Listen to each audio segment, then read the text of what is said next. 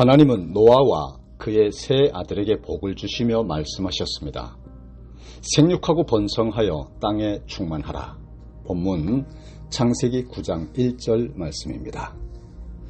창세기 1장 28절, 29절에 기록된 바 아담과 하와를 창조하시고 복 주신 내용을 거의 그대로 반복하신 이른바 언약이셨습니다.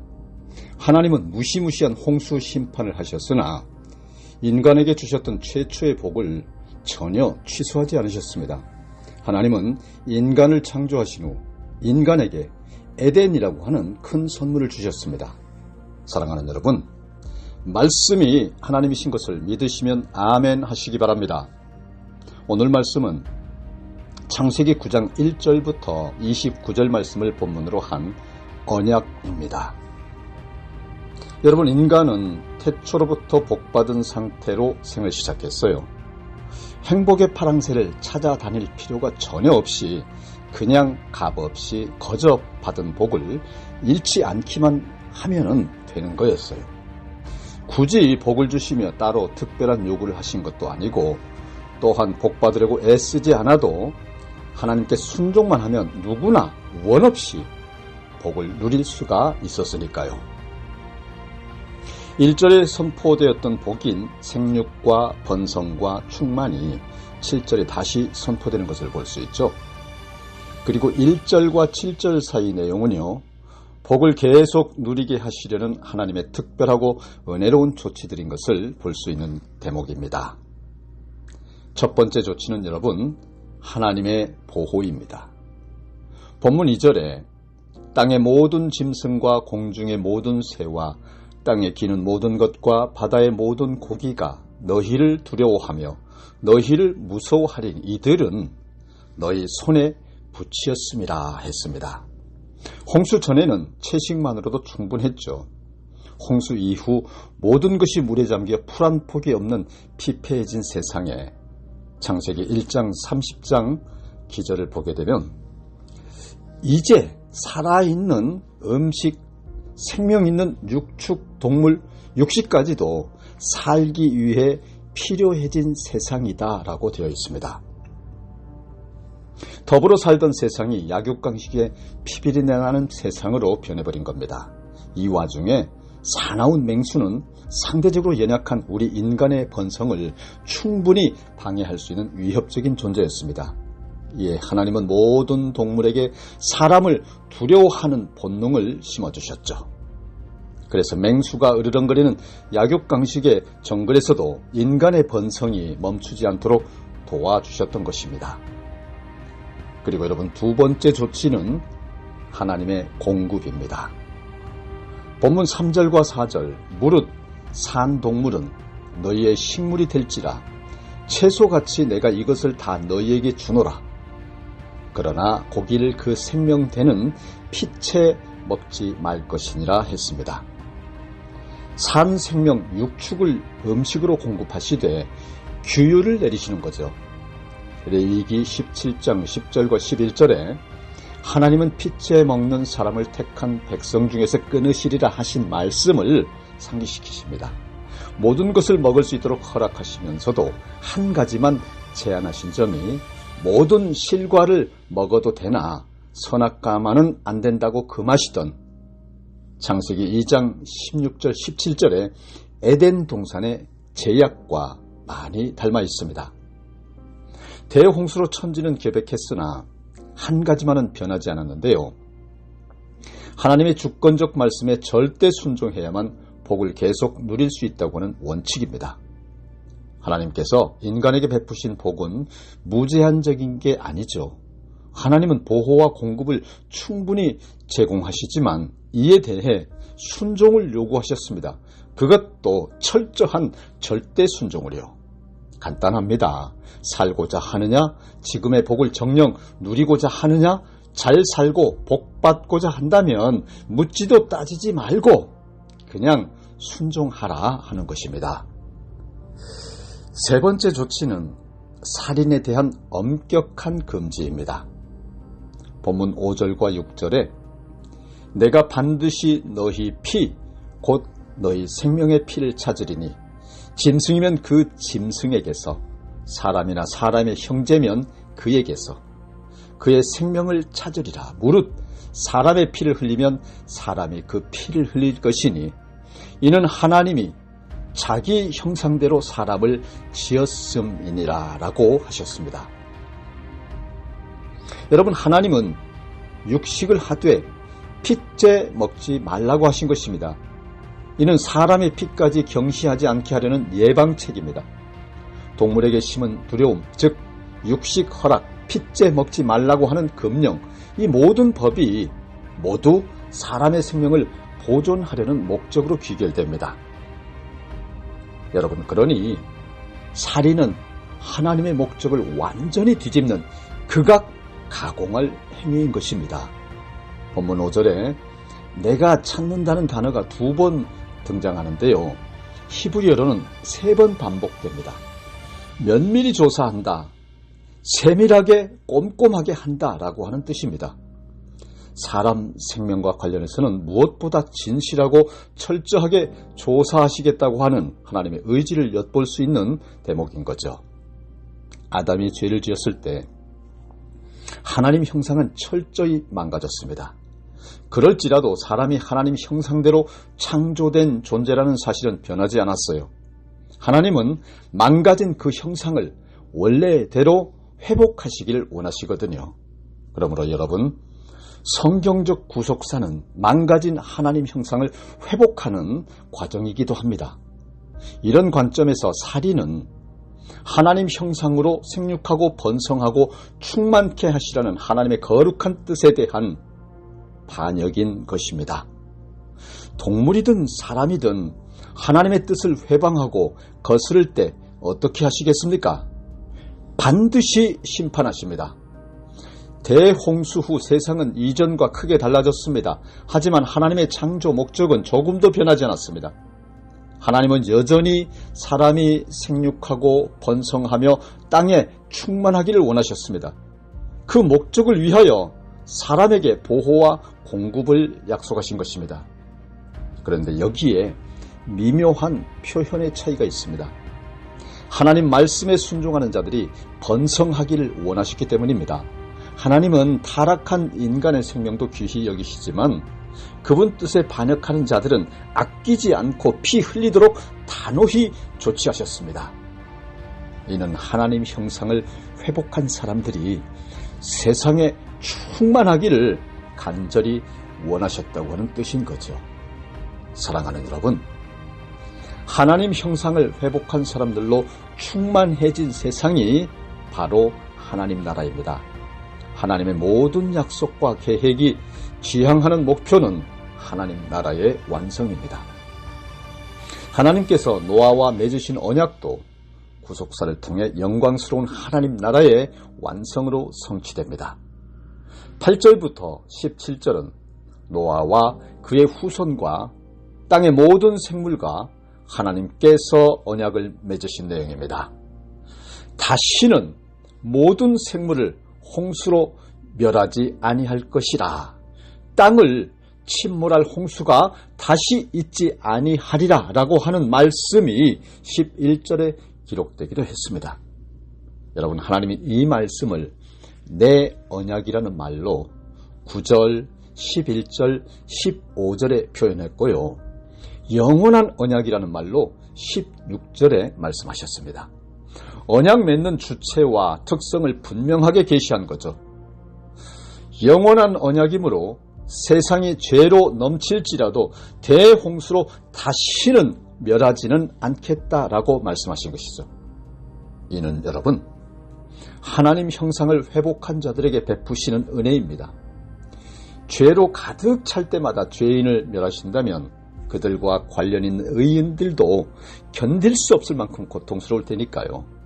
그러므로 마태복음 13장 24절로 43절에 기록된 바, 홍수 후의 세상은 죄가 넘칠지라도 마지막 심판 때까지 알곡과 가라지가 공존하는 모습을 유지할 것이다 라고 말씀하셨습니다. 하나님은 언약을 보증하는 표시로 구름 사이에 무지개를 두셨습니다. 무지개는 본문 12, 13, 17절에 기록된 바 노아와 그 후손에게 주신 언약의 증거였습니다. 나중에 아브라함에게는 할례를 언약의 표징으로 주시기도 했습니다. 여러분, 언약의 징표는 눈에 보이는 증거, 즉 형태입니다. 언약 내용을 견고하게 붙들도록 돕는 역할을 합니다. 성경을 볼 수 없는 때라 언약의 표징이 기록된 말씀 역할을 했던 것을 볼 수 있습니다. 노아 가족은 홍수로 온 세상이 멸망되는 무시무시한 일을 겪었습니다. 그들에게 하늘에서 떨어지는 빗방울은 폭탄보다도 더 두려웠습니다.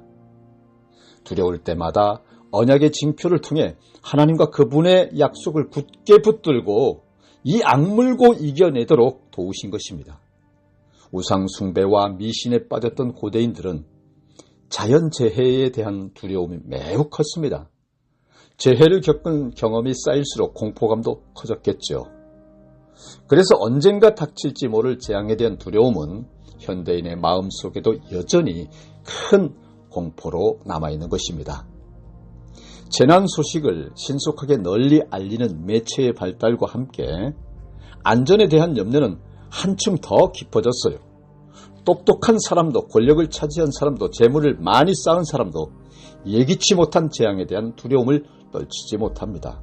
많이 배우고 사회적 지위가 높고 가진 것이 많아도 점을 보거나 행운의 부적을 지니곤 합니다. 언제 닥칠지 모를 재앙에 관련하여 막연한 두려움은 하나님을 신뢰할 때만 극복될 수가 있습니다. 하나님이 약속하신 말씀을 굳게 붙들지 아니하고는 예배당에 열심히 출석할지라도 안타깝게도 미신적 신앙에 머물 수밖에 없습니다. 하나님께서 말씀하셨습니다. 15절에 내가 보고 16절에 영원한 언약을 기억하리니 인데요. 여기에 기억은 8장 1절의 관념과 같은 단어입니다. 하나님은 방주 속에 노아를 잊지 않고 권념하셨습니다. 언약도 기억하고 계시다가 신실하게 성취하셔서 쓰셨는데 하나님께서 선지자에게 계시하셨어요. 이사야 54장 9절로 19절에 이는 노아의 홍수에 비하리로다. 내가 다시는 노아의 홍수로 땅 위에 범람치 않게 하리라. 맹세한 것 같이 내가 다시는 너를 노하지 아니하며 다시는 너를 책망하지 아니하기로 맹세하였노니 산들은 떠나며 작은 산들은 옮길지라도 나의 인자는 내게서 떠나지 아니하며 화평케 하는 나의 언약은 옮기지 아니하리라. 너를 긍휼히 여기는 여호와의 말이니라 라고 기록하셨습니다. 하나님께서 복 주신 대로 노아 후손은 생육하고 번성하여 온 땅에 퍼졌습니다. 동시에 죄도 다시 퍼졌습니다. 악인을 몽땅 심판하고 의인만 남겨두었는데요. 의인의 후손 중에 다시 죄인이 번성하기 시작했어요. 드림팀을 구성해서 교회를 시작할지라도 죄인 공동체로 만들어버리는 것이 죄악된 인간의 본성이니까요. 얼마나 괴로운 현상입니까?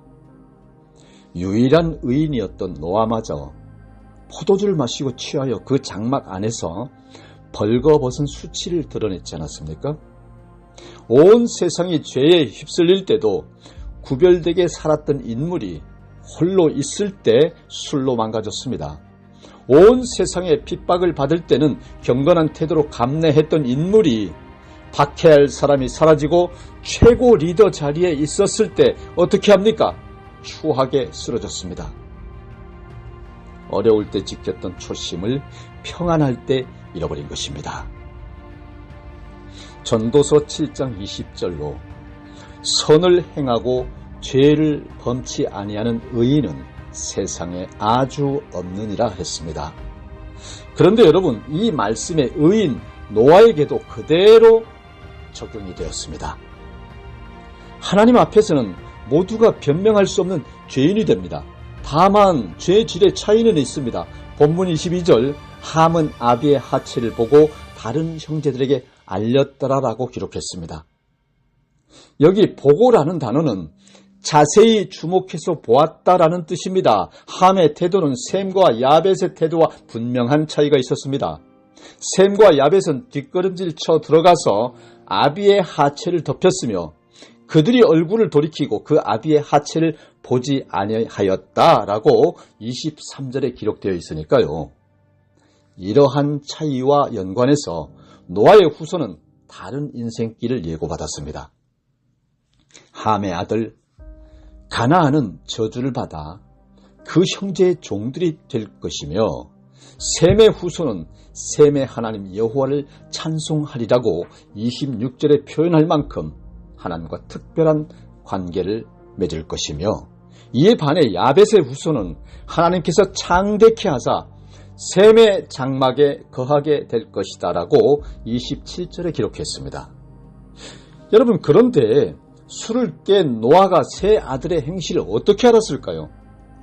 죄는 함이 지었는데 왜 함의 아들 가나안이 저주를 받았을까요?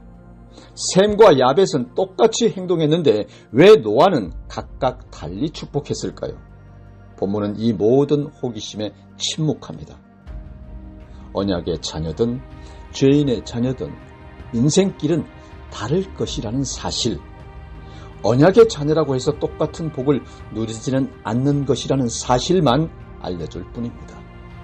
죄인 중에도 저주받을 부류와 복받을 부류가 구별될 것이다 라고 하는 것입니다. 두 부류는 생활 중에 지극히 작은 일 하나에서라도 태도 차이가 보일 것입니다. 무엇이 하나님 백성다운 태도인지 구별하기 어려울 수 있으나 결정적인 선택의 순간에는 분명히 선명히 구별될 것입니다. 오늘 말씀을 정리하겠습니다.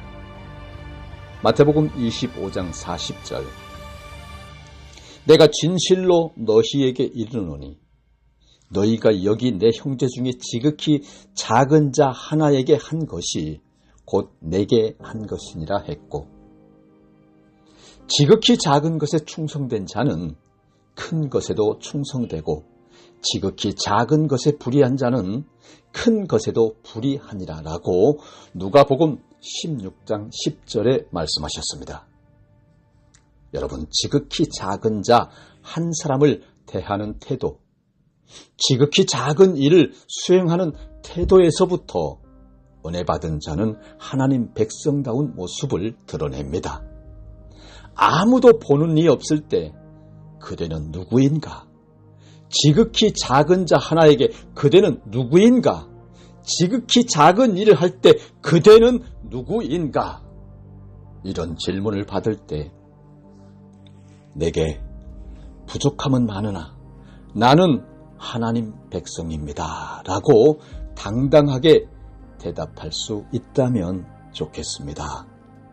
하나님은 근본적으로 인간에게 복 주시기를 원하시는 분입니다.